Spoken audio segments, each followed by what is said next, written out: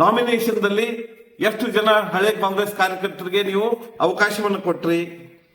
ಪಕ್ಷದ ಚಟುವಟಿಕೆ ಇರ್ಬೋದು, ಸಭೆ ಸಮಾರಂಭ ಇರ್ಬೋದು, ಎಷ್ಟು ಜನ ಹಳೆ ಕಾಂಗ್ರೆಸ್ ಮುಖಂಡರನ್ನ ನೀವು ಇನ್ವಾಲ್ವ್ ಮಾಡಿದ್ರಿ?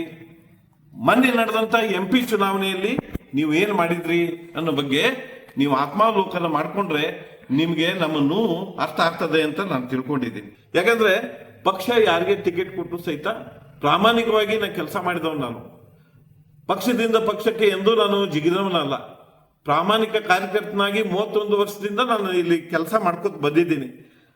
ಆದ್ರೆ ನಾವೆಲ್ಲ ಸೇರಿ ನಿಮ್ಗೆ 76,000ಕ್ಕಿಂತ ಹೆಚ್ಚಿನ ಮತ ಕೊಟ್ಟು ಬಹುಮತ ಕೊಟ್ಟು ನಿಮ್ಮನ್ನ ಆರಿಸಿದ ಮೇಲೆ ನೀವು ಏನು ಮಾಡಿದ್ರಿ? ನನ್ನನ್ನ, ನಮ್ಮ ಮುಖಂಡರನ್ನ, ನಮ್ಮ ಕಾರ್ಯಕರ್ತರನ್ನ ಯಾವ ರೀತಿ ನಡೆಸ್ಕೊಂಡ್ರಿ?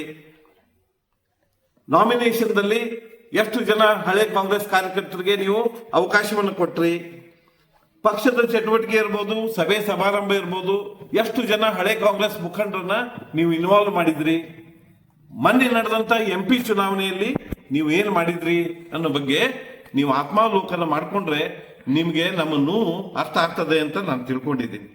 ಈಗ ಒಂದು ಸಕ್ಕರೆ ಕಾರ್ಖಾನೆ ಚುನಾವಣೆಯಲ್ಲಿ ನಿಮ್ಮ ಒಂದು ಪ್ಯಾನೆಲ್ ವಿರುದ್ಧ ನಾನು ಸ್ಪರ್ಧೆ ಮಾಡಿದೆ ಅನ್ನೋ ಒಂದೇ ಕಾರಣಕ್ಕೆ ನೀವು ನನ್ನ ಮೇಲೆ ಇಂಥ ಒಂದು ಆಪಾದನೆ ಮಾಡ್ತಾ ಇದ್ದಾರಲ್ಲ, ಇದಕ್ಕೆ ನನಗೆ ನೋವಾಗಿ ಇವತ್ತು ನಾನು ಒಂದು ಮಾತನ್ನ ಹೇಳ್ತಾ ಇದ್ದೀನಿ. ಇದು ನನ್ನ ಹೆಸರು ಕೆಡಿಸುವಂತ ಪ್ರಯತ್ನವನ್ನ ನೀವು ದಯವಿಟ್ಟು ಕೈ ಬಿಡ್ರಿ.